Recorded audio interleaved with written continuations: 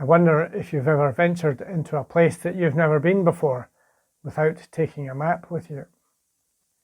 It might be a bit of countryside that is new to you, or a part of a city or town that you don't know. How did you feel? Or how do you think you would have felt? If you're following a path or walking along a street, you at least know that someone else has been there before you. But if you're in the countryside and there's no path, then you might be the very first person to have been there. You perhaps know what direction you want to travel, but you don't know anything about what lies ahead other than what you can see or perhaps hear. For some of us, that might be an exciting prospect. Who knows what amazing discoveries you might come across? If you find a new river or a new mountain, then you might be the person that gets to name it when the map does get drawn. Others of us might be saying to ourselves, no way, too risky, too dangerous. There could be all sorts of hazards ahead, cliffs or river rapids, or even wild animals. We might fall and injure ourselves. How could we call the emergency services if we couldn't give them a grid reference? Okay, if we had a phone, we could probably tell them the GPS coordinates.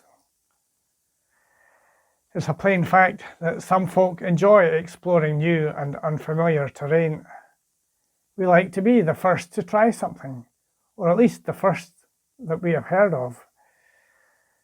Other folk would much prefer to follow along afterwards and enjoy the scenery, or pause to relax, without worrying about what might lie ahead or how to get home afterwards.